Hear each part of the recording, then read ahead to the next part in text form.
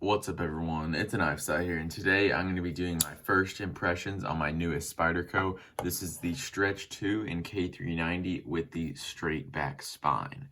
So why would I get this knife? Why was I interested in it? Well, one, I've been wanting to try K390 in a full-size knife.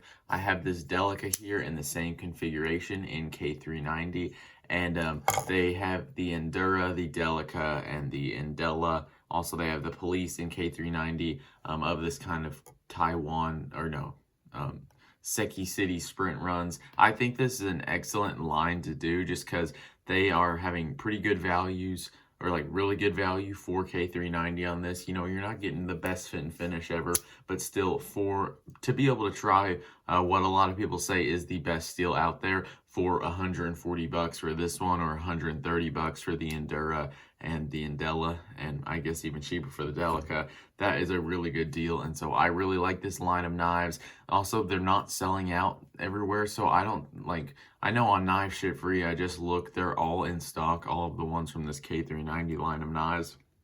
So I think that that's really cool.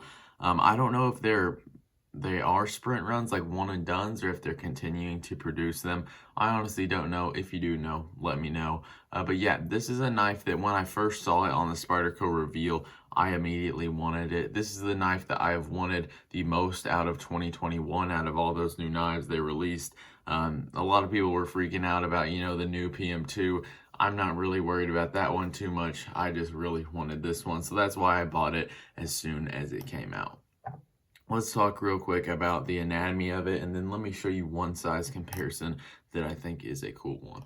So the anatomy, we got a K390 blade, like I already said, with this straight back blade shape. This blade shape, if you look up the original Stretch 2, or I guess the normal blade shape, it kind of has a weird hump like that. It's very funky looking, and it is very ugly. I think this knife is already ugly, even with the better looking blades. So yeah, I'm glad I got this just so I didn't have the extremely ugly one. But it's got a FRN scale. It's a back lock, really simple construction.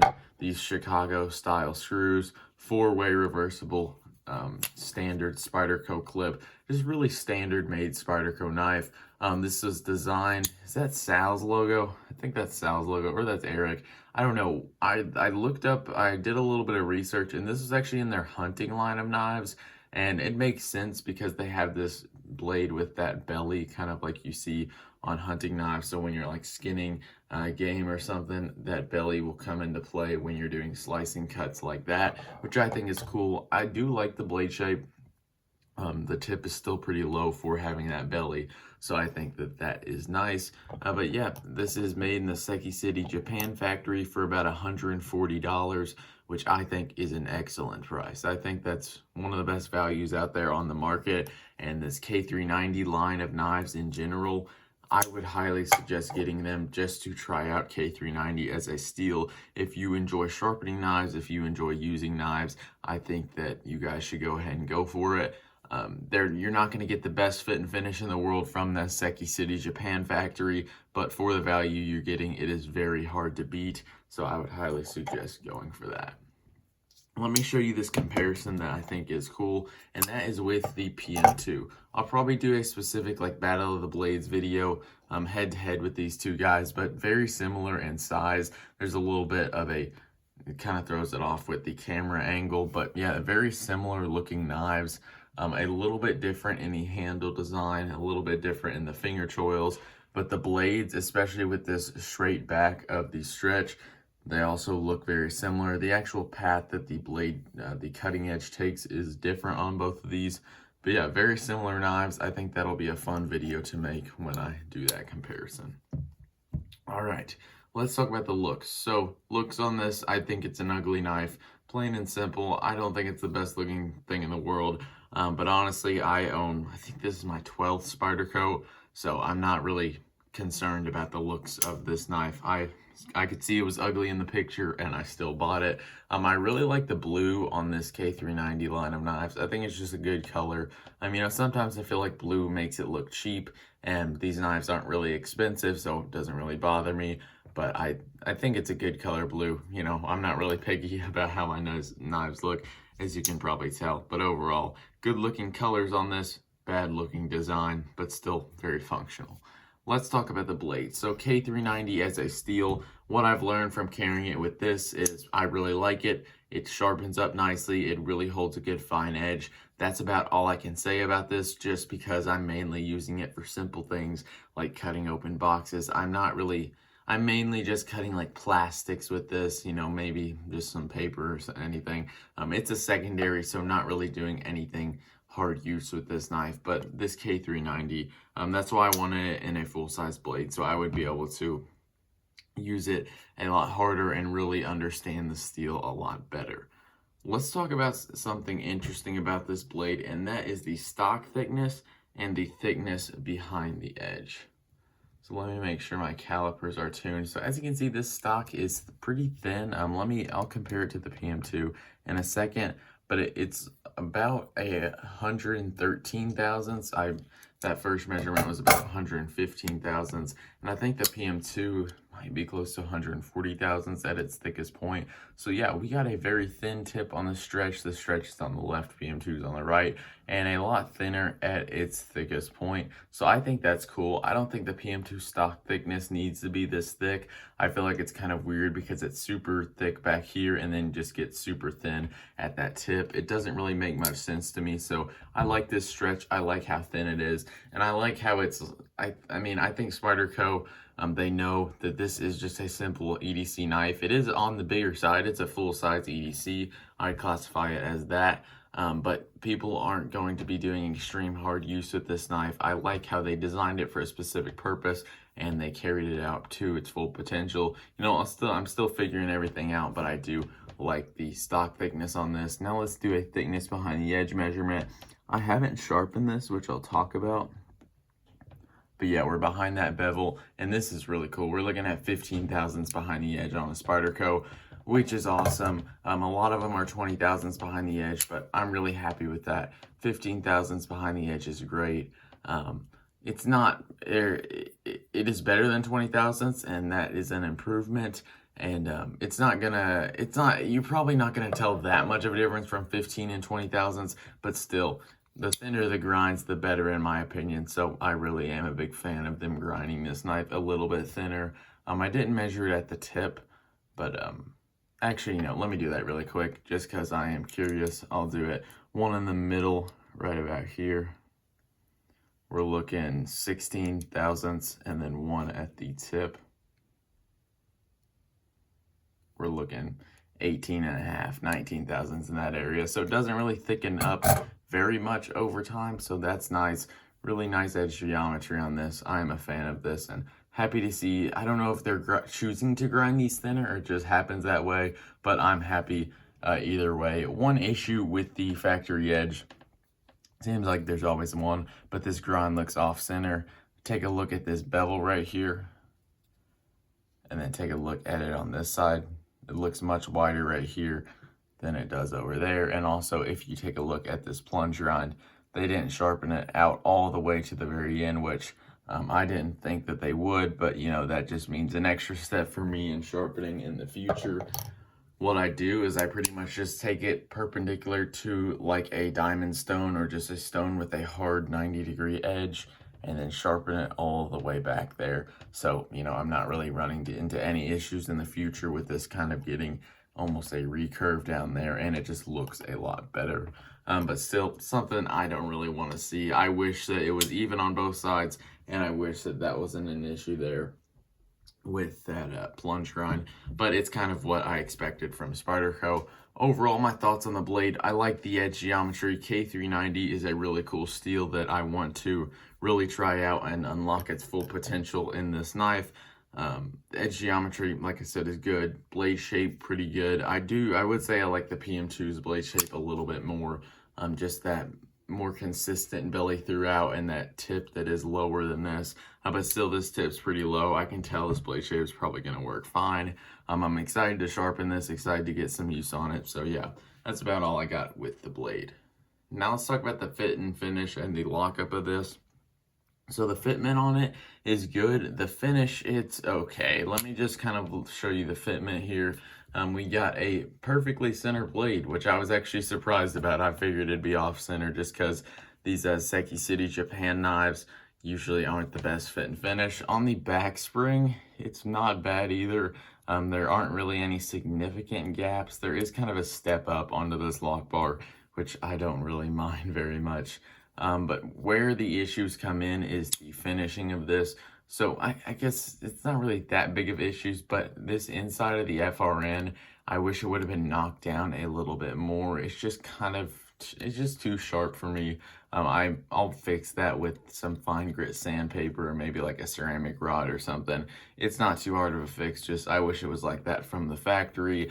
The spine on this, the finish on it is kind of weird. It's just this horizontal finish, which if you see like on a PM2, these usually have like a vertical finish on the spine. So I don't know, like, I wonder if they make these as normal stretch blade shapes and then just cut it off like that. I feel like that'd be a waste of material and steel, so I doubt it, but it's just weird. I feel like the finish on the spine usually doesn't look like that, but doesn't really bother me all that much. The lockup, we have no side to side or maybe just very little bit of flex in it, and then up and down. On these, yeah, no up and down on this. Sometimes when you're testing up and down lock rock for a lock back, you press down that lock bar a little bit because you hold it differently than what you'd hold it in normal cutting grip, but no issues with lock rock on there.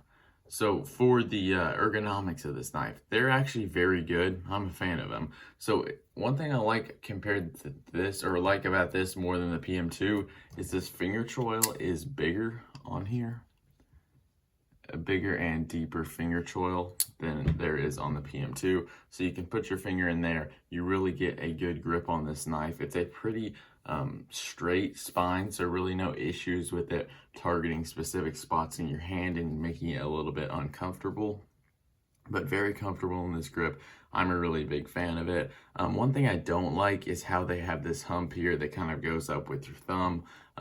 What I don't like about that is if you're using the saber grip in the choked up position, my thumb wants to go up here. It's just not very comfortable in this choked back position. It's just kind of locked out. So having it up here would be more comfortable, but because it wants to sit right where that hump is, it's just not that comfortable. But I'll just do a pinch grip instead for that, and this is actually very comfortable in this pinch grip. Back here, the knife, it's not as comfortable. The pocket clip, I can feel it. I wouldn't say it's a hot spot, but I can definitely feel it. And I'm just far from the blade, and usually with knives with big choils like Spyderco, I don't use them very much, or I pretty much only use it with my finger in the choil. One thing to note, if you're someone who like really cares about blade to handle ratio, this is definitely not the knife for you. I mean, you can obviously tell it's a very short blade for the handle, but like look at the Hogue Deca.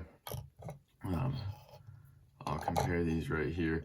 Look at the size difference on these two knives, and then the blade length difference. I mean, there really is none. They're very similar in overall blade length. And so this knife, it's got a really short amount of cutting edge for how big the knife is, but I never find myself really needing anything bigger than that to cut with, so it doesn't bother me all that much. Just people who care about that, you might want to stay away from this knife. For the FRN, if you're curious about the grip on it, it definitely is grippy. If you guys don't know my opinions on FRN, I like it. I think it's a good handle material, and I know that a lot of people don't, but I feel like a lot of people don't like FRN just because a lot of other people say they don't like FRN, and just because the main reason for why people don't like FRN is because they say it feels cheap. My thoughts is, what makes handles good? Let me just go down the checklist of things that the FRN does well. It's strong. It's pretty much as strong as G10. I feel like if you're gonna break G10 scales, you're probably gonna break FRN scales. These also have full steel liners on the inside, which is a cool little touch. Let me show that. Let me get a flashlight. Is that gonna show up? I think it might. I don't know, but you got full steel liners on there, which is a cool touch from Spyderco. But yeah, FRN, it's got good grip, it's strong, and it is, what's the other thing? Is that really all you need? I mean, it's not uncomfortable in your hand. It's cheap, which I like. I think a lot of people hate on FRN just because they hear other people hating on FRN, and I don't think that it deserves all the hate that it receives. Now let's talk about carry of this knife. So carry, very simple, very good. You know, pocket clip sits on this little pad here, so it slides in and out of the pocket nicely. You can switch it to any position you want. For those lefties who like tip down carry, they got you covered. This is the knife for you. All 2 people in the world that do that. But yeah, carry is overall fine. Let me get a weight on this. Hello. Oh no, that was a fail. All right, so 3.6 ounces, cool. That's light enough for me. I'm not really someone who cares that much about a knife being lightweight, but this one, full-size EDC knife, 3.5 ounces about. Definitely, that's a good weight in my book. For the action of this, let's talk about the action. And honestly, for a backlock, this is very smooth. It seems very well done, no grittiness at all, which I like. Doesn't take all that much force to deploy it. I can thumb flick it. Let me see. Let me see if I can Spidey flick it. Yep, I can do that. I do have to use a little bit of wrist though. And honestly, if I'm opening this for a regular task to cut, I'm slow rolling it. And backlock, slow rolling a backlock, it's actually a very, feels good. It's a good opening way to do it because there is no detent on a backlock. You're just overcoming the spring tension of that lock bar.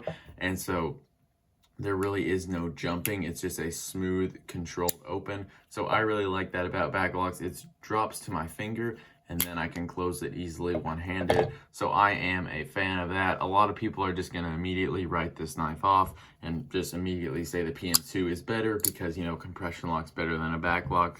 I mean, I agree with that. I do like the compression lock more, but I still think that backlocks are underrated. I mean, they're simple, they're effective, and they work. I think that I'm just not picky about locking mechanisms, and I don't really see why so many people are, but there will be probably people who write this knife off just because it's not fun to play with. I mean, what are you going to do? I think that this, I assume that the people who buy this knife are going to want just a straight up user. They want to try out K390. So I don't think that there are going to be that many fidgeters that are buying this. And if there are, I don't really know why. They probably won't be holding on to it for very long. Let's talk about the value of this. So $140, honestly, if you're trying to get the absolute best bang for your buck, you can get the Endura or the Indela for cheaper than this with the K390 in the same blue FRN scale. I've never tried the Endura or the Indela. I have a Delica that I lost like 1.5 years ago, so I guess I don't have it anymore, but I'm still looking every once in a while. But for the value, as a knife by itself, I think that's an excellent value. I think if you want to try out K390, you probably already have this knife ordered, or maybe you've already ordered the Endura or something. I think that that is just an excellent price point for the steel that you are getting. Also, if you like how the Endura looks, if you like a knife with better blade to handle ratio, I would suggest to go with that. But overall, I'm really excited about this knife. I'm liking it, and the value is actually very good to me. I do mostly all my Spyderco buying through Knife Ship Free, and I actually got $35 off of this order. I actually forgot to do that store credit and then asked them later after I placed it if I could do it, and they helped me out. Really cool company. I really like ordering from them. But so yeah, I got this for $100, which is a crazy deal, and that value is obviously worth it. But you know, I got that value because I've spent so much money on other knives. But overall, at the end of the day, I'm really liking this knife. I can tell it's going to be one of my favorite user Spydercos that I have. And that's all I got for today. So thanks for watching. Don't forget to like and subscribe. I'll see you guys in the next one.